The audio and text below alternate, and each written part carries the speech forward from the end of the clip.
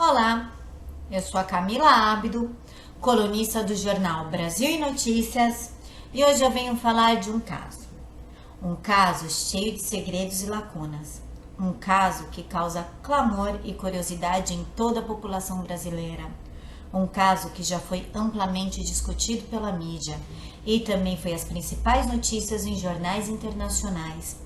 O que há por trás do crime do Pesseguini? O que será que realmente aconteceu naquela residência? Quais os segredos que esse crime calou? Qual o interesse da perícia em dar informações desencontradas e pouco compreensíveis? Por que mudar as suas versões a cada 3 ou 4 dias? Qual o interesse da Polícia Civil em aceitar como verdade absoluta declarações e depoimentos sem provas de crianças que estão deslumbradas pelo caso? Uma tarde no shopping com seus pais na véspera do crime. Esse era Marcelinho Pesseguini, Marcelo Eduardo Bovo Pesseguini, um garoto amado que se dava super bem com seus pais.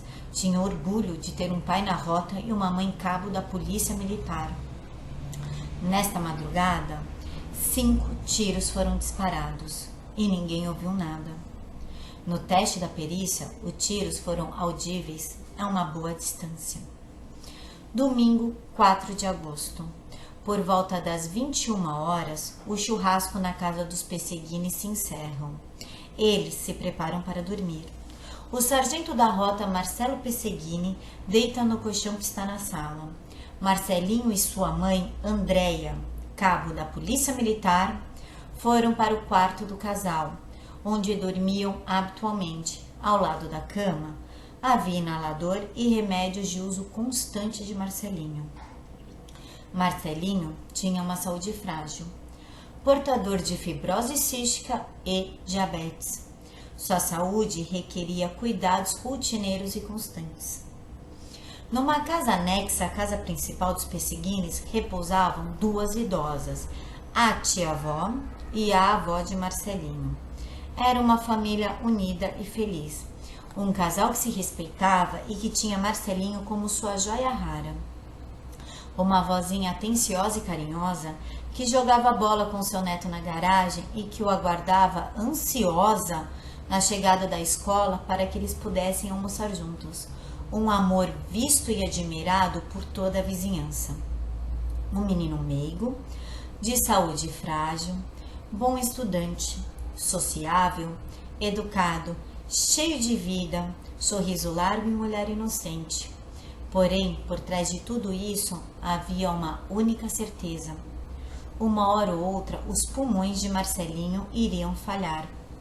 Não se sabia o dia e nem a hora, porém a vontade de viver e crescer de Marcelinho era muito maior, mesmo com as suas limitações e uma certa impossibilidade de viver a infância como ele mesmo gostaria. Ele ainda se mantinha aquele meninão, aquele de 8 anos, cheio de sonhos, que jogava futebol com a avó na garagem, que gostava de jogar videogame, que gostava de jogar RPG. Uma criança normal, como eu fui, você foi, como todos fomos. Na madrugada do dia 4 para o dia 5, uma tragédia muda toda a história dessa família. E um garoto sorridente e orgulhoso de seus pais leva a culpa por uma chacina aterrorizante. Entre meia-noite e 1h da manhã do dia 5/8, a vida do sargento da rota foi ceifada. Um tiro certeiro e seguro de .40 na nuca interromperam os sonhos e anseios de Marcelo Pesseguini. Entre muitas versões desencontradas na perícia, numa primeira declaração, foi encontrados 4 tipos de projéteis diferentes, entre eles um projétil de fuzil. Entre o medo e o desespero de colegas de farda, familiares e vizinhos, a cena do crime se tornou ponto turístico. Em meio a sangue e corpos, pessoas entravam e saíam sem se preocupar com a preservação do local do crime, preservação esta imprescindível para uma perícia. Uma série de erros da perícia, declarações falsas e retiradas e depoimentos de crianças deslumbradas pela ideia de fazer parte, de uma forma ou de outra, dessa história de terror, colocam Marcelinho no meio dessa tragédia e uma perícia claramente duvidosa. depoimentos dados de acordo com a necessidade da perícia, pessoas que antes atestavam integridade moral do Marcelinho passaram a acusar de forma irresponsável e cruel. Por quê? O que há por trás de tudo isso? O que há por trás desse roteiro horripilante? Quem são os protagonistas verdadeiros desse filme de terror? Marcelinho não tinha problemas comportamentais. Nunca foi relatado qualquer problema de ordem psicológica ou comportamental. Era alegre, amigo e sociável. Não apresentava nenhum traço de esquizofrenia, bipolaridade, neurose, psicose, borderline e ou psicopatia. Amava e cuidava dos animais. Embora a última declaração do psiquiatra Guido Palomba foi que Marcelinho tinha disquitimia cerebral, isso só se detecta através de uma eletroencefalografia e a pessoa precisa estar viva. Não soube de nenhum exame desta natureza tenha sido feito em Marcelinho.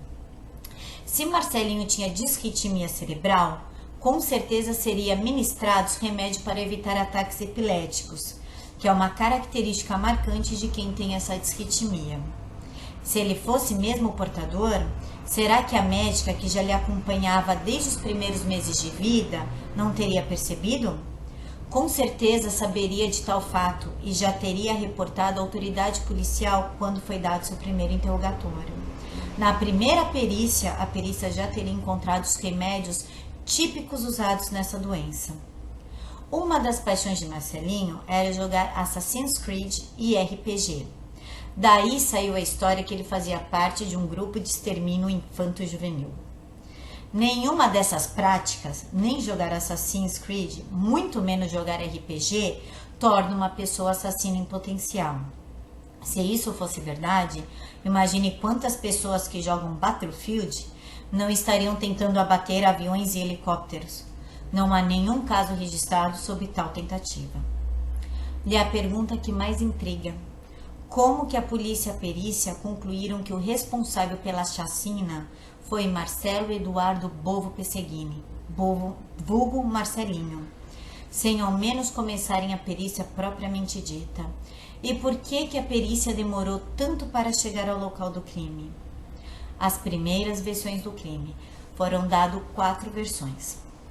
A primeira versão é: Marcelinho aproveitou que os pais beberam em torno de 2 copos de cerveja durante o churrasco de domingo e à tarde colocou em suas bebidas o famoso Boa Noite Cinderela ou a droga do estupro, dopando-os. A avó e a tia-avó não precisaram de tal intervenção, pois as mesmas já tomavam comprimidos tarja preta, comprimidos esse vendido apenas sob prescrição médica, para dormir. Marcelinho, que dormia ao lado do pai, num colchão no meio da sala, sorrateiramente acorda, pega a arma .40 do pai, que este dormia com a arma embaixo do travesseiro, e atira em seu pai, na região da cabeça. Aproveitando-se do sono profundo da mãe, a Cabo Andréia se encontrava em decorrência da injeção de droga, este pega a mochila, coloca 5 rolos de papel higiênico dentro da mochila e a arma .32, tira o carro da garagem e sai cantando pneu em direção à escola. Dentro do carro ele dorme e acorda pontualmente no horário em que começa a aula. Sai do carro, tranca a porta e assiste às aulas. Na saída, aceita a carona do pai do melhor amigo, lembrando que Marcelinho usava peru escolar, e pede que o pai do coleguinha pare próximo ao carro da mãe. Este se dirige ao carro, guarda ou pega algo dentro do carro e volta para o carro do melhor amigo. Em nenhum momento o pai do melhor amigo questiona o Marcelinho por estar com a chave do carro. Ao chegar em sua residência, o mesmo pede que o pai do melhor amigo não faça barulho para que não acorde seus pais, falando que eles ainda estavam dormindo, e se despede e entra na residência. Ao entrar, ele coloca luvas cirúrgicas, dirige-se ao cômodo da avó e da tia-avó e atira na cabeça de cada uma delas, de forma que nenhum vizinho percebesse o estrondo dos tiros. volta para a residência com a arma em punho, subjuga a mãe que obedece aos caprichos do filho, se ajoelhando e passa a implorar pela própria vida. Ele, de forma insensível aos apelos da mãe, desfere um tiro de uma .40, de uma forma precisa. Só não explicaram o que a mãe ficou fazendo entre o tempo que ele estava na escola e o seu retorno. Então ele retira as luvas, passa a mão na cabeça da mãe, deita ao lado do pai, desfere um tiro em sua própria têmpora esquerda, caindo sobre a arma com o dedo ainda no gatilho. Só não explicaram como as tais luvas foram achadas dentro do carro. Teria Marcelinho um espasmo de vida, andando até o carro, que foi estacionado próximo à escola, guardado as luvas, voltado a pé para casa e finalmente morrido? Ele mata o pai, mas não mata a aula? Ah, esqueci. Ele foi se gabar para os coleguinhas que matou o pai. Afinal, ele era o chefe do grupo de extermínio de um grupo infanto-juvenil. Já que ele tinha em punhos uma .40, por que deixá-la em casa e levar a .32? Será que combinava melhor com o designer da mochila? Uma dúvida.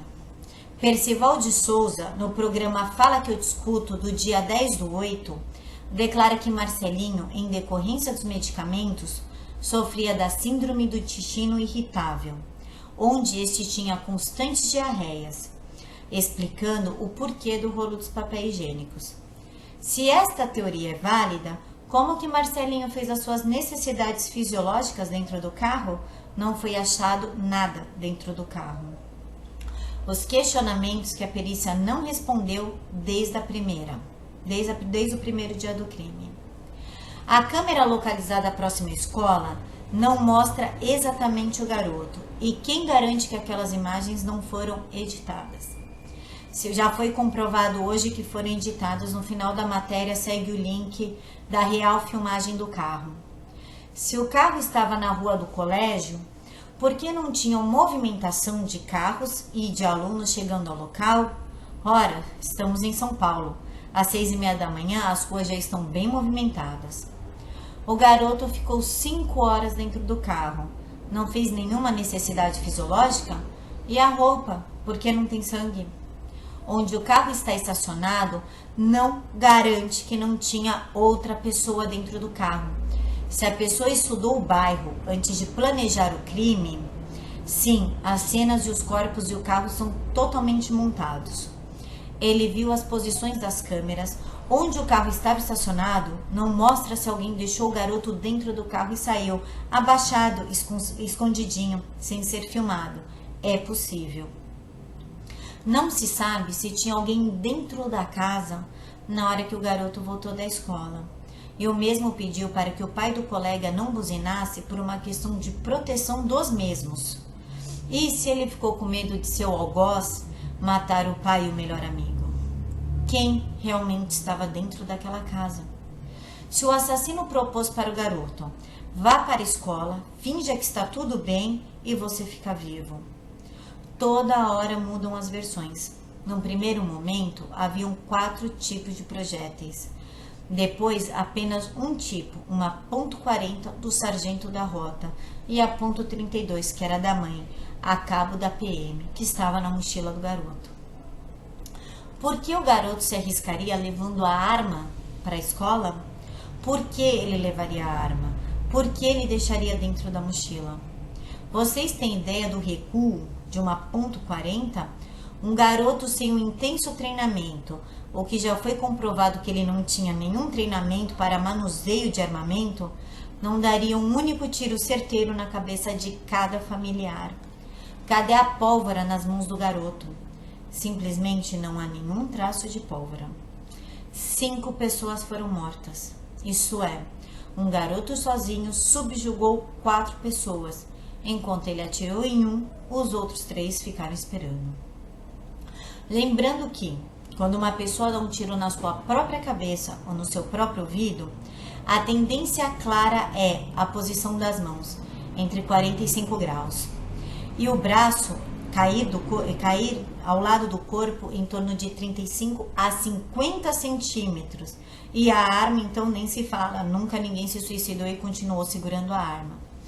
Afinal, o impulso do impacto do tiro faz com que a pessoa caia para o lado oposto do tiro, e não em cima da arma e muito menos com o dedo no gatilho.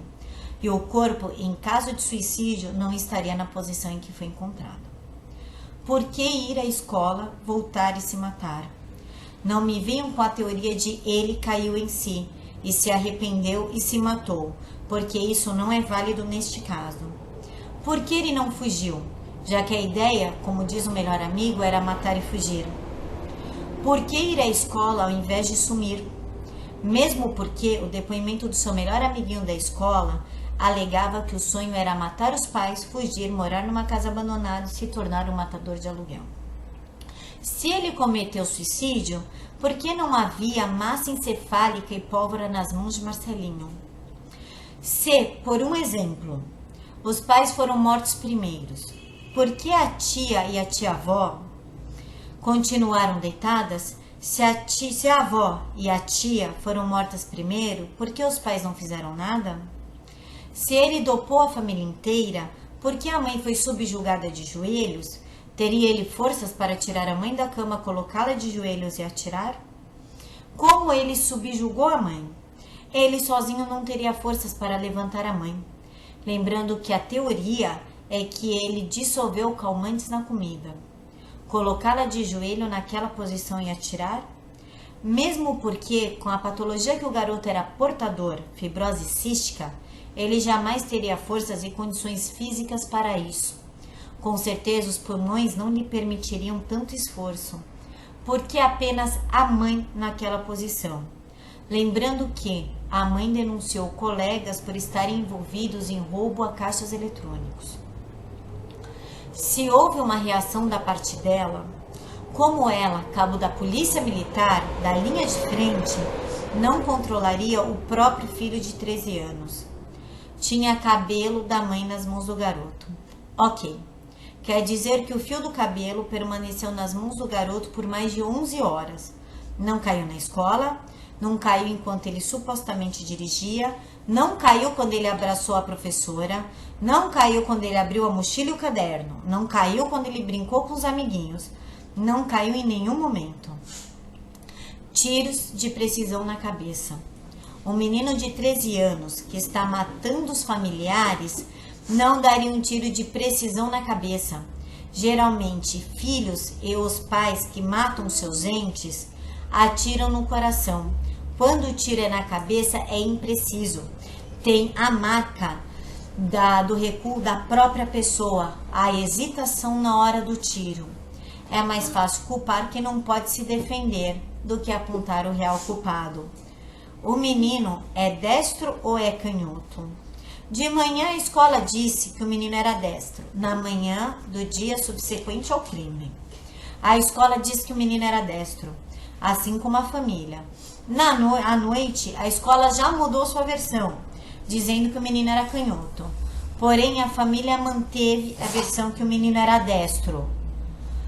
A versão do melhor amigo está muito bem falada e montada. Este garoto foi claramente instruído. A vizinha deixa claro que ouviu 2 estupins e a saída barulhenta do carro. O que será que os outros 2 estavam fazendo, já que ainda estavam vivos dentro de casa? O garoto, suposto assassino, saiu e as outras 2 vítimas ficaram esperando seu retorno? Um menino de 13 anos monta toda a sua cena, mata 4 pessoas com tiros na cabeça e se mata.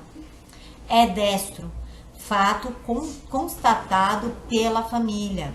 E o tiro foi da esquerda para a direita. Dirige um carro e estaciona na porta da escola. Volta e se mata? O fato da porta não estar arrombada e sim aberta é facilmente explicado. Há 2 hipóteses. A primeira é que a própria família abriu a porta para o seu algoz. A segunda é, na hora que alguém estava chegando, o algoz rendeu a pessoa e aí entrou junto. E a posição dos corpos? Um garoto de 13 anos não teria total perícia para uma cena de crime tão organizada e limpa. Já que a intenção era fugir ou se matar, Não precisava de tal manobra na cena do crime, não precisava da limpeza, não precisava de nada. Cadê as roupas com sangue? E os respingos de sangue no garoto? Simplesmente não há. Uma arma .40 faz um bom estrago. Por que não há restos de massa encefálica na mão do garoto, já que ele deu um tiro na própria cabeça? Como ele ajeitou o próprio corpo depois do pseudo-suicídio? Por que ninguém explica essas lacunas? Por que tanto esforço para convencer a população da autoria do crime? Por que todos fingem que tudo está resolvido e que um garoto que sofria de fibrose cística e diabetes cometeu tais crimes sem passar mal por um minuto? Se o menino fugiu de carro, por isso cantou o pneu, conseguindo fugir de seu algoz, ele ficou no carro até o início da aula para se livrar e pediu para o pai do melhor amigo não buzinar para não alertar o algoz caso ainda ele estivesse em casa. E se o cabelo da mãe encontrada nas mãos do garoto, que permaneceu, que a perícia diz que permaneceu nas mãos do garoto, foi parar na mão dele, na hora em que ele chegou em casa, acariciou a cabeça da mãe numa expressão de dor e aí sim acabou sendo alvejado pelo assassino. E a trajetória da bala? Pela posição da bala e dos ferimentos dá para saber a altura de quem atirou. Por que não foi feito isso na primeira perícia? Por que a polícia está se esforçando tanto para resolver um caso e passando por cima de evidências? A segunda versão do caso Pesseguini. Descobre-se, por meio da necrópsia, que o pai foi o primeiro a morrer. Ele morreu 8 horas antes da mãe. Ao decorrer da perícia, ainda mantendo a versão da injeção de drogas involuntárias por meio de manipulação do Marcelinho, nota-se um número meio riscado no portão principal, 157, que significa abuso contra superior. Levanta-se a questão de que Andréia denunciou 18 colegas de farda por participação a roubos de caixas eletrônicos. Teoria esta sustentada por declarações dadas ao jornalista Agostinho Teixeira da Rádio Bandeirantes e rapidamente retirada pelo comandante Dimas, que acreditava que a policial fora exterminada, com toda a sua família, por ter denunciado colegas de corporação envolvidos em assalto a caixas eletrônicos. Ao comandante, antes de solicitar a entrevista, fora perguntado se ele confirmava essas informações dos policiais e, depois de confirmado, se ele aceitaria conversar no programa sobre o caso e sobre essa linha de investigação. O jornalista se coloca à disposição para conversar com o coronel Dimas e lhe perguntar, diante da versão apresentada à corregedoria, com quem então ele achava que estava falando, para ter relatado o possível motivo deste crime bárbaro, pois, no seu entender, ele não falava com o jornalista. Lembrando que a única que foi subjugada foi a Andréia, que era considerada uma policial linha dura, onde a subjugação implica em humilhação, o que nos dá a entender que a intenção era que a mesma suplicasse pela vida e morresse sabendo quem foi o seu algoz. Neste momento, passa-se a questionar onde se encontra o celular do Marcelinho, que na qual não foi achado, ou pelo menos não foi divulgado, até hoje. O tio do garoto, neste momento da investigação, traz à luz que recebeu 2 ligações consecutivas na cena do crime, na presença de um policial. Essas 2 pessoas questionam por que Marcelinho não foi à escola. Uma vizinha deixa claro que viu um policial pulando o muro da residência 6 horas antes da notificação oficial do crime. Deixa-se claro que tinha um palio preto rondando o local durante meses. Haviam pessoas na frente da casa dos Pesseguines passando informações sobre cor do portão, horário de entrada e saída, quem realmente morava lá. A própria câmera do comandante Hamilton, sabe, o comandante do Cidade Alerta, do Marcelo Rezende, a própria câmera dele foca um palio preto no local do crime, no dia em questão. O link está na matéria completa escrita no jornal. Falou-se que a vizinha ouviu 2 disparos e o barulho do carro saindo. Ora, gente, 2 disparos não matam 4 pessoas, vamos combinar. O pai morreu 8 horas antes da mãe. A mãe estava em posição subjugada, uma posição conhecida como caráter de execução. As roupas divergem das câmeras e do momento em que ele é encontrado morto.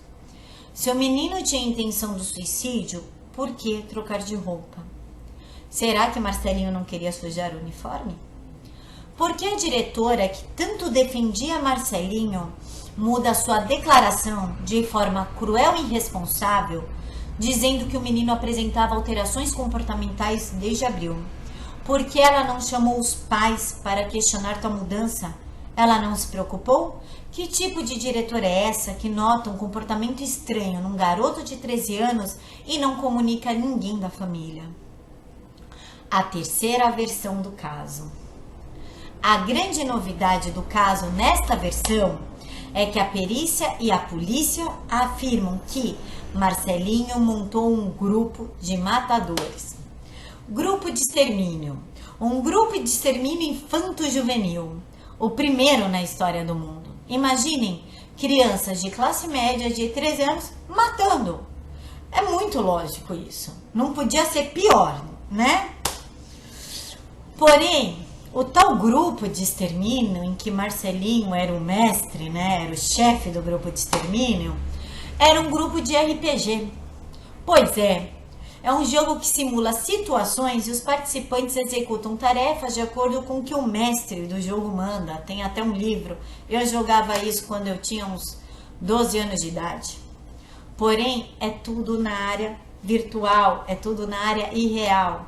Tem livro, hoje em dia joga-se pela internet. Na minha época a gente jogava com livro, tinha um mestre que ficava lendo. Irreal é essa lógica da perícia, né?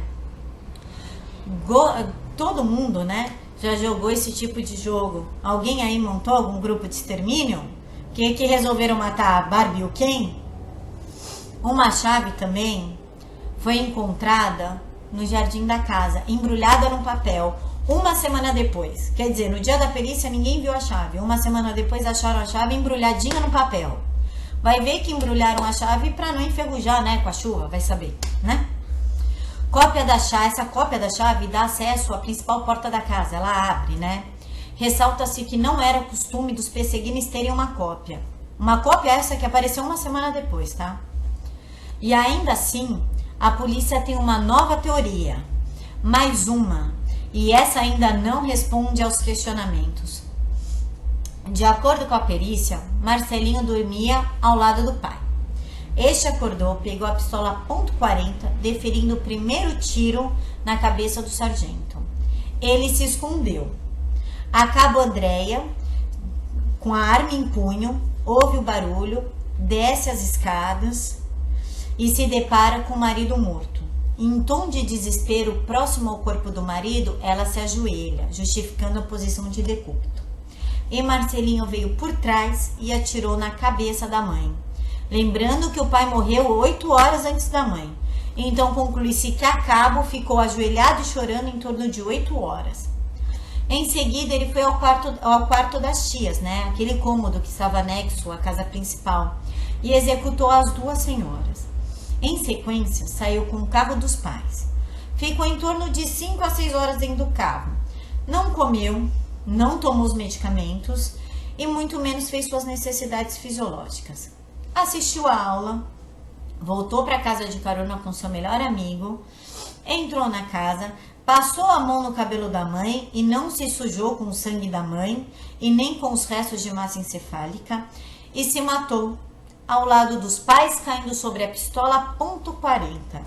Lembrando que o recuo da arma, o braço do Marcelinho cairia de 35 a 50 centímetros do corpo.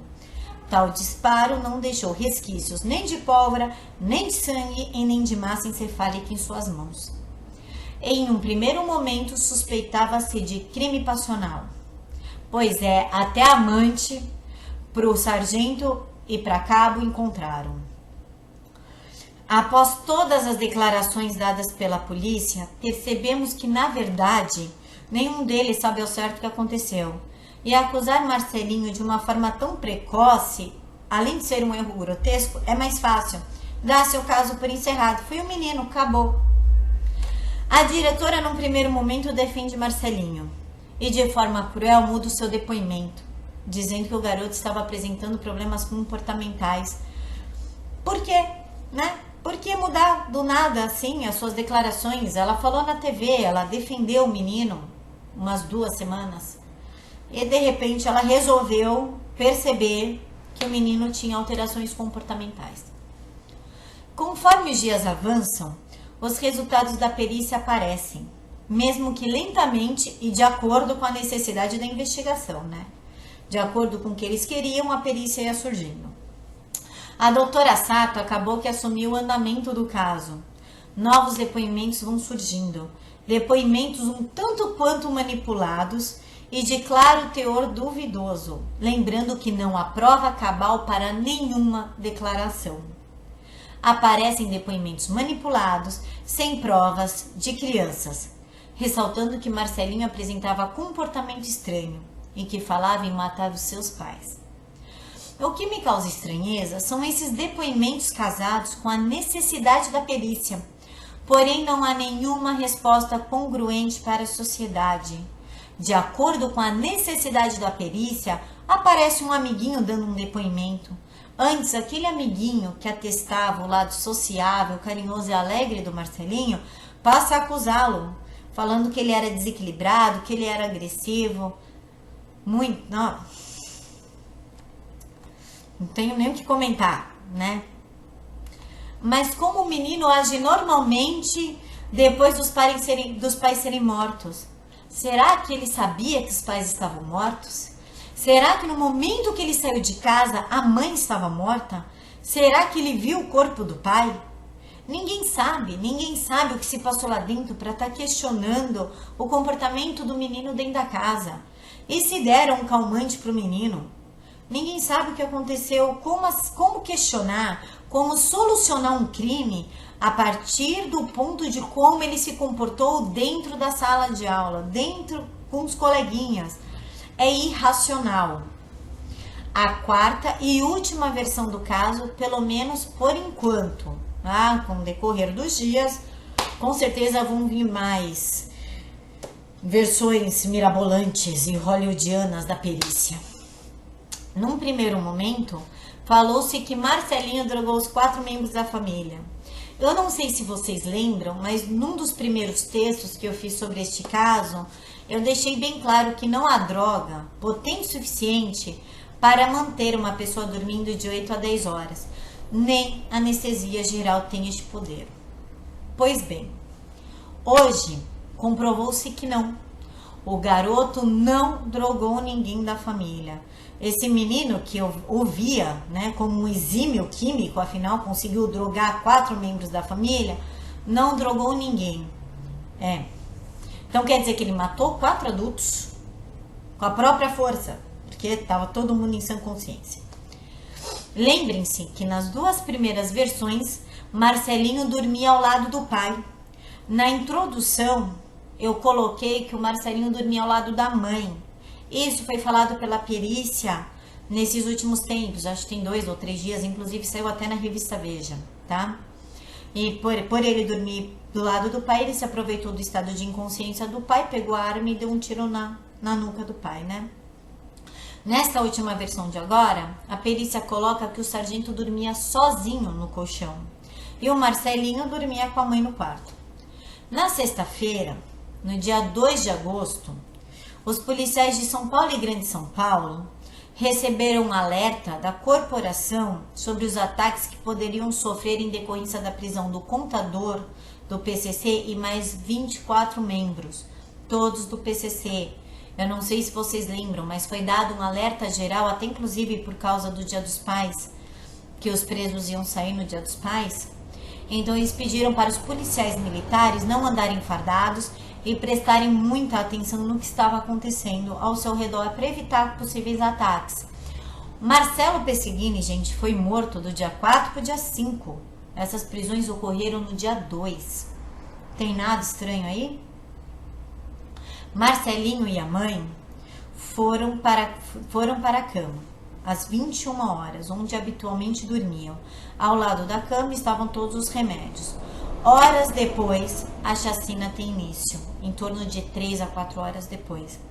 Marcelinho se levanta, pega a .40 do pai sem acordá-lo, já que ele dormia com a arma debaixo do travesseiro.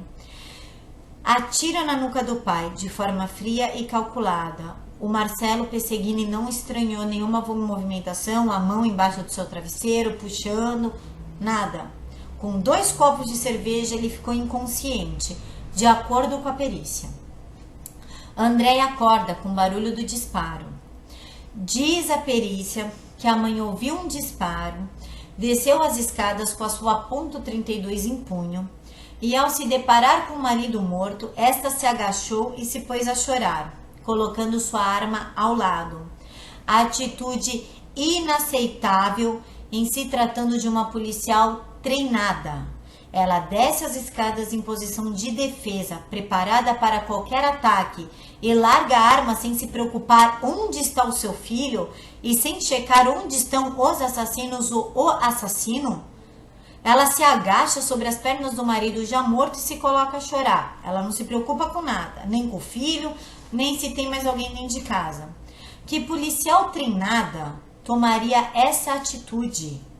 Sem saber nada. Quer dizer, tá o assassino dentro da casa, que acaba de matar o seu marido, o filho some e ela se coloca a chorar sem tentar ligar para o 90, sem fazer uma vistoria dentro da casa. O seu instinto de sobrevivência, o seu próprio instinto de sobrevivência, de autoproteção e a preocupação com o filho falaria mais alto do que ver o marido morto no chão. No momento em que, ainda de acordo com a perícia, no momento em que a Cabo André estava chorando sobre o corpo do seu marido, Marcelinho sai e sorrateiramente do esconderijo, de forma astuta e sagaz, se posiciona por detrás da mãe e desfere um tiro único, de curta distância e certeiro com uma .40. Marcelinho se dirige ao cômodo anexo à casa, em que se reposa a avó e a tia-avó. Atirou primeiro na avó e por último na tia-avó. Na segunda-feira, no dia 5/8, à 00:55, Marcelinho deixa a residência com o carro da mãe, depois de assassinar 4 pessoas, sem ter sangue em suas mãos, sem ter resto de massa encefálica, e leva consigo uma muda de roupa, 5 rolos de papel higiênico e um revólver 32. Também levou em torno de R$350. Marcelinho estaciona em frente à escola. Um exímio motorista também, porque a ré que mostra nas filmagens, olha, muito adulto não faz. Acordou em horário de costume e foi assistir às aulas. Participou de todas as atividades propostas. Ele mata a família, mas ele não mata a aula. Uma lógica bem coerente. Esqueci, ele foi se gabar para os coleguinhas que matou a família toda. Próximo ao meio-dia, aceita a carona do pai do melhor amigo. Não esqueçam que Marcelinho se utilizava da perua. E pede que o pai do garoto, pare próximo ao carro da mãe para deixar ou pegar algo, que a polícia acha que são as luvas. E o pai do garoto não questiona e nem levanta suspeita, porque um menino de 13 anos está com uma chave de carro. Ele volta para o carro e seguem para a residência. Ele entra na casa, afaga os cabelos da mãe, que ele mesmo matou, e em pé desfere um tiro de .40 contra a própria cabeça. O tiro entrou pelo lado esquerdo e saiu pelo lado direito, atingindo a parede. Com mais ou menos a altura de 1,60 m o tiro, diz a perícia. Mas não esqueçam que a perícia também fez teste dentro da casa, bem antes de sair essa conclusão, tá? Primeiro a perícia foi fazer os testes, em torno de uns 5 dias depois, falaram que Marcelinho se matou em pé e a posição do corpo discorda totalmente desta teoria. Não tem nada a ver o modo como Marcelinho caiu com ele ter se matado em pé. Gente, peraí. Então ele se matou com o braço direito no rosto. Vocês imaginam isso? Eu vou fazer a cena. Ele se matou assim. Porque ele caiu assim. O braço direito é a posição de defesa do Marcelinho contra aquele que está apontando a arma para sua cabeça. Podem reparar nas imagens, o Marcelinho tá assim, tá com o bracinho assim. Ele tentou se defender. Ele não ia dar um tiro na cabeça, cair em cima do braço assim, ou se dar um tiro se defendendo do próprio tiro. É ilógico isso. Ao meu ver, essa tese da perícia é no mínimo estapafúrdia e fantasiosa. Querem enganar a quem?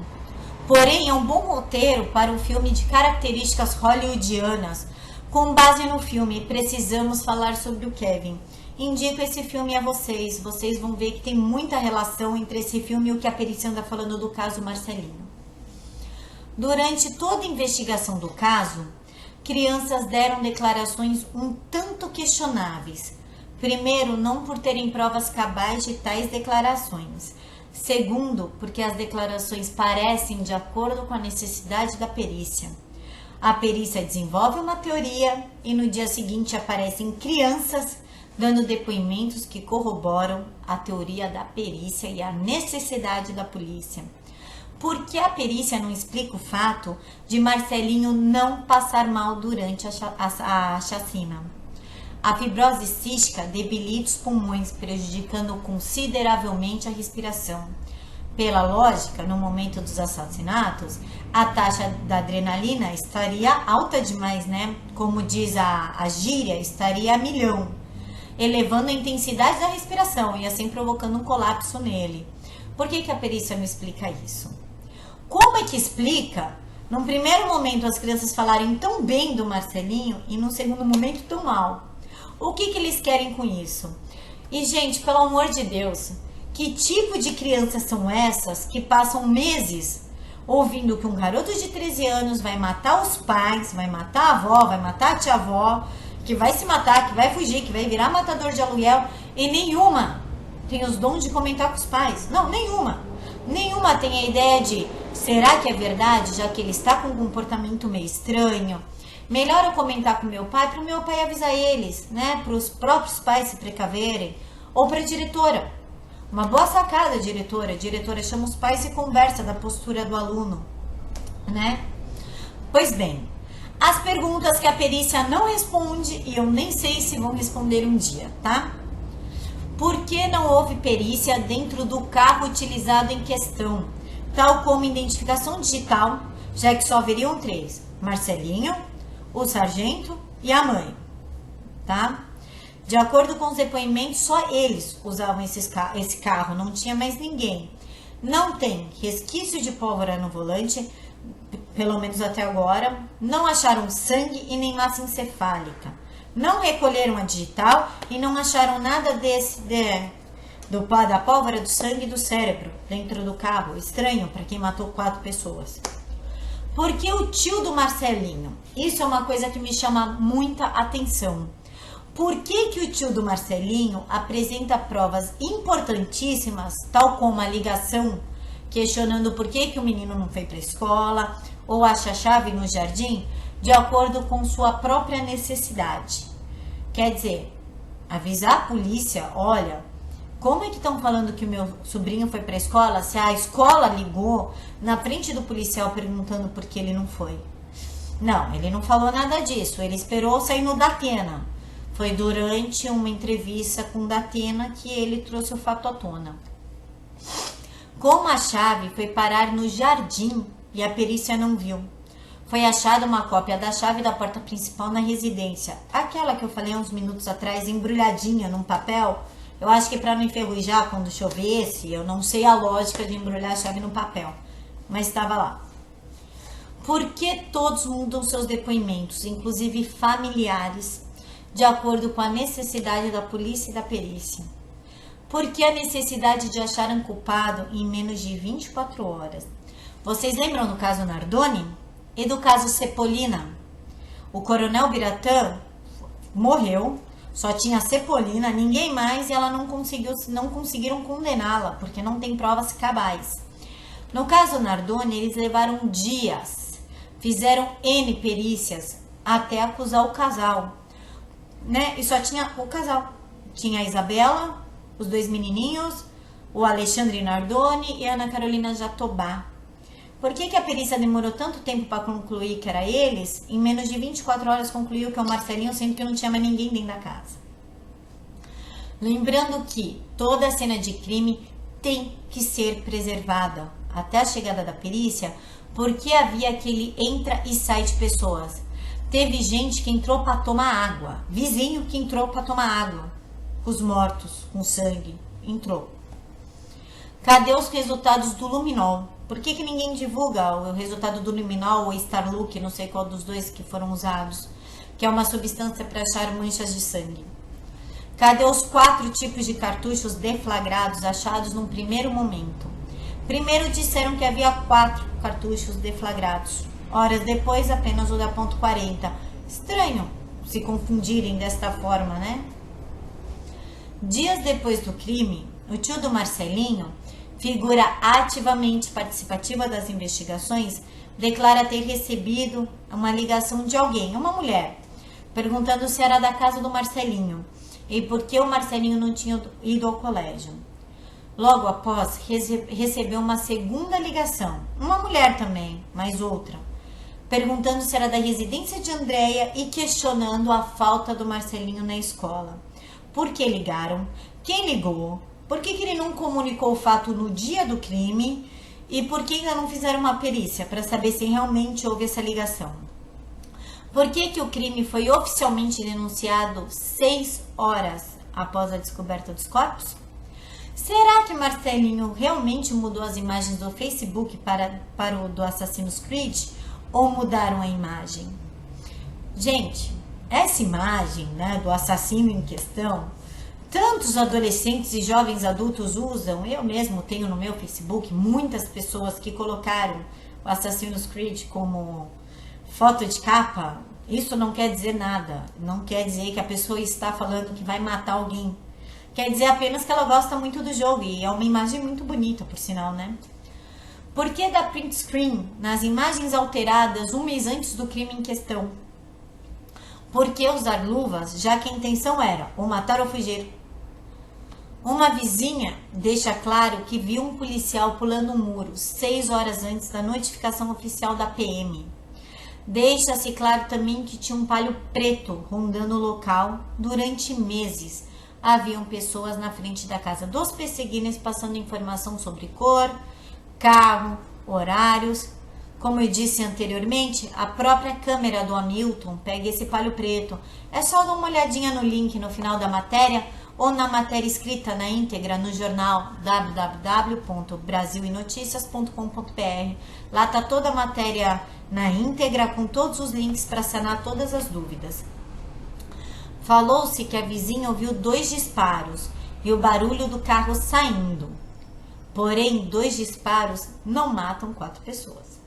O pai, Sargento Pesseguini, morreu 8 horas antes da mãe. A mãe estava em posição subjugada, uma posição conhecida como caráter de execução. Por que ela estava naquela posição? É ilógico falar que ela foi chorar em cima do corpo do marido. Gente, isso é ilógico. As roupas divergem das câmeras, entre que ele foi para a escola e no momento que ele é encontrado morto. Se ele tinha a intenção de suicídio, por que não sujar o uniforme da escola? Levando em consideração que o menino tenha realmente ido à escola, tenho para mim que ele não gritou ou comunicou o fato por uma questão de sobrevivência e proteção. Tanto a mãe, que possivelmente ela estava viva na hora que ele saiu de casa, possivelmente não, com certeza ela estava viva na hora que ele saiu de casa, e até a proteção dele, né? O pai foi morto horas antes de todos os familiares. Conte para alguém e eu mato o resto da sua família. Eu acho que já é um bom motivo para o garoto se manter calado. Cadê os resquícios de massa encefálica, sangue e pólvora na mão do garoto? Falta. Isso é uma coisa que falta na cena do crime. E a quantidade de sangue encontrada na cena do crime não é compatível com o crime que aconteceu lá dentro. Pronto, falei. Se ele estava de luvas, como tinha o cabelo da mãe nas mãos do menino? Será que, na hora que ele chegou em casa, ele viu a mãe naquela situação, passou a mão na cabeça da mãe em sinal de tristeza e despedida, e aí o seu algoz acabou dando um tiro nele? Não havia sangue nas paredes e nem no chão. A cena foi contaminada, mexida, alterada, claramente manipulada. O recuo de uma .40 e tiros precisos. Isso não é possível. Um garoto dá tiros precisos com uma arma que tem um recuo forte em seus familiares sem mostrar hesitação. Isso é, no mínimo, difícil. Precisa ter muita destreza para isso. A doença pulmonar do garoto não influencia em nada no equilíbrio emocional e psíquico do garoto. Há a certeza da morte. Quem tem essa doença? Sim. Porém, toda e qualquer pessoa que possui uma doença degenerativa crê em cura. Mesmo porque a ciência descobre curas a todo momento, por que não poderia descobrir, talvez o ano que vem, a cura da fibrose cística? Pessoas que possuem essa doença, nos dias de hoje, vivem em torno de 40 a 43 anos, quando submetidas a tratamento correto.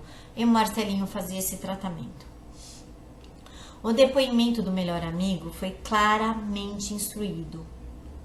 Quer dizer que um garoto fala para o outro, diversas vezes, a intenção de matar os pais no meio da noite, fugir, morar numa casa abandonada e ser matador de aluguel, e ainda convida o garoto, e o mesmo não comunica nada, absolutamente nada para os pais. Não demonstra medo, não demonstra dúvida, nada. Fica quietinho.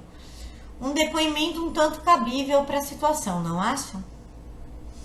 Onde o carro está estacionado não garante que não tinha outra pessoa dentro do carro. Se a pessoa estudou o bairro antes de cometer o crime e montar a cena, ela viu as posições de cada câmera. E onde o carro estava estacionado à noite, de madrugada, um breu, não mostra se alguém deixou o menino dentro do carro e saiu, abaixado, esgueiradinho assim, sem ser filmado. O garoto estudava naquela escola há anos. Como ele não saberia que havia uma câmera lá? Porque a escola não cede as filmagens internas para demonstrar o real comportamento do garoto dentro da escola. 5 pessoas foram mortas. Isto é, um garoto sozinho subjugou 4 pessoas. Enquanto ele atirou em um, os outros ficaram assistindo e esperando. Lembrando que uma pessoa que dá um tiro na própria cabeça ou no próprio ouvido, a tendência clara é o corpo cair para o lado oposto. Eu vou frisar nisso. Não há relatos de uma pessoa que atira na própria cabeça e cai em cima do braço da arma com o dedo no gatilho. Por que o tio passa informações de caráter urgente depois de dias e desmente a própria vizinha que diz que viu a invasão?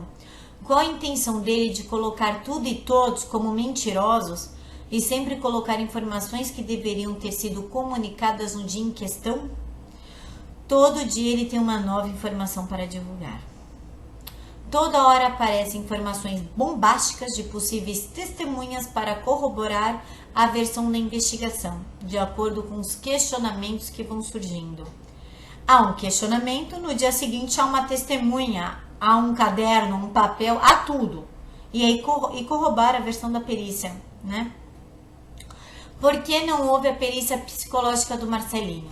Isso é, toda pessoa que se mata tem que ter a perícia psicológica dessa pessoa. O que ela fez 48 horas antes do crime? O que sucedeu para ele ter se suicidado? O que aconteceu nesses dias? Isso não houve. Houve dezenas de acusação, um momento defendia, o outro momento acusava, mas ninguém parou para olhar o que Marcelinho realmente fez, o que estava realmente acontecendo com esse menino nas 48 horas antes do crime. Porque há tanta incoerência de informação? Porque tira informação, coloca informação, desmente, volta atrás, manipula. Por que não houve a preservação correta da cena? Gente, aquilo lá parecia uma rave. Vizinho entrando para tomar água. Por que não houve recolhimento das digitais do carro, da maçaneta da porta de entrada, dos trincos da porta e da arma? Porque as luvas, já que a intenção era ou fugir ou se matar. Por que trocar de roupas? E cadê o celular do Marcelinho? O que justifica a mudança de comportamento do Marcelinho? Muitos dos casos de assassinatos que são executados em público, não sei se vocês lembram, MC da Leste, o garoto foi morto num palco público. Tava tendo um show dele, mataram o garoto com um tiro. Até hoje, não acharam o assassino, não sabe quem são os culpados. Como é que a polícia tem certeza em menos de 24 horas que foi o Marcelinho? Não resolveram nenhum caso a céu aberto? Se o Marcelinho matou a família inteira, pela psicologia, ele seria perverso. Ele seria um garoto perverso. Matou e foi para a escola, se manteve tranquilo. Só que o perverso, ele não se mataria. Pois o perverso, ele não se arrepende. Ele não sente empatia pelas suas próprias vítimas. Ele não sente medo. Ele é perverso. Marcelinho morreu chorando. Se a intenção era se matar, por que ele estava com aquela expressão de choro na foto da perícia? Porque a perícia acredita tanto nas versões dadas pelos colegas de Marcelinho, já que esses mudam versões e criam versões a todo momento. São coisas extremamente fantasiosas. Porque ele deixou o cachorro vivo. É de se pensar. E cadê o cachorro, por falar nisso, né? Se Marcelinho cometeu suicídio, por que ele recai sobre o braço direito, que o bracinho direito dele é a clara posição de defesa, como eu já disse há uns minutos atrás. E por que ele estava com a expressão de choro? Posição de defesa, deitado da forma como ele estava deitado e chorando. Isso tem cara de suicídio? Porque só é divulgada as declarações das crianças e não divulgaram a da médica e do motorista da perua. Perceberam isso? O depoimento da médica não foi comentado e nem do motorista da perua, só o das crianças. Que será? Será que é porque as declarações da médica e do motorista contradiz o que as crianças estão dizendo? Contradiz o que a professora está dizendo? Afinal, a médica conhece o Marcelinho praticamente desde o dia que ele nasceu. Este caso e a conclusão dele, de que foi o Marcelinho, me traz à lembrança 2 filmes. Um chamado Precisamos Conversar sobre Kevin, esse que eu indiquei para vocês há pouco tempo. O garoto mata primeiro o pai, depois os colegas de escola e por último a mãe, com a flecha. O menino era um exímio arqueiro. E me lembra que numa declaração de alguma criança, que o Marcelinho ameaçou matar a avó com uma flecha. Notaram a coincidência? Pois é. Também me recordo do Anjo Malvado, com Macaulay Culkin, onde o menino planeja a morte da família, após matar o seu irmãozinho mais novo afogado na banheira. Será que a perícia está vendo muitos filmes e está se influenciando por essas filmografias hollywoodianas fantasiosas? Mas eu ainda acho válido chamar o CSI, já que eles estão se baseando tanto em filmes de Hollywood, eles poderiam chamar o CSI para desvendar o crime, Criminal Minds, para estudar a mente do Marcelinho. O que vocês acham? Quem sabe assim teremos respostas para tal lacunas. Pessoal, são tantas versões, declarações e análises que sinceramente ninguém sabe explicar mais o que realmente aconteceu. Cena do crime bagunçada, declarações falsas, declarações que são voltadas atrás, desculpa, declarações que dão e retiram, declarações, não tem o que dizer. Esse caso virou uma bola de neve, ninguém sabe ao certo o que é mentira, o que é verdade, o que realmente foi colocado, o que não foi. Uma cena de crime bagunçada, é banal acusar o Marcelinho. É horrível e além de banal, é fácil, porque afinal morto não fala, né? Mas encobrir quem? Quem são os verdadeiros culpados? Será que um dia vamos saber ou Marcelinho vai levar essa culpa? O que será que vai acontecer? Bom, pessoal, é isso. Confiram a matéria completa e digitada com todos os links, com o link do vídeo do Marcelinho estacionando o carro, sem cortes. Tem o link que o Percival afirma sobre o problema de intestino do menino. A notícia completa digitada está no www.brasilinoticias.com.br. Até mais!